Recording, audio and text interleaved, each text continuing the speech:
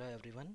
In this video, we are going to learn how to download and install LibreOffice, which is a free and open source software. We have provided the link here. So the same link will be given in the description box. You need to copy this, right click and copy, open your browser, paste it in address bar or search bar and enter. Now you will be redirected to LibreOffice Learn page. Here just click on For Windows. You will get two versions of Windows, one is 32 and one more is 64-bit version. We need to check our system which type of processor it is having. So type this PC and click on Properties. In this, here you can clearly see that x64 based processor is mentioned.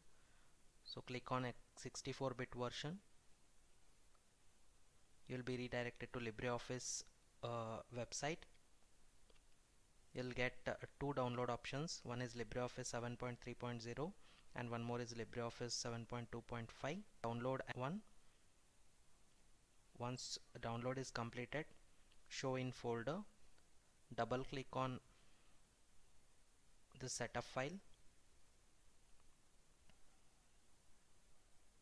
So this is the installation wizard. Just click on next.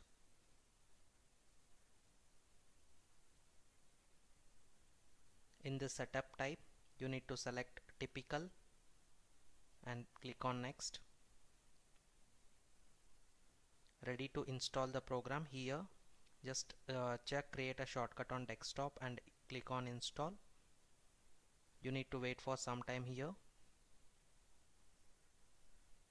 Once the installation completed, you can click on finish. So here now you can see on the desktop a shortcut will be created for LibreOffice. Right click and open. If you get this interface, you can understand that LibreOffice is installed. Thank you.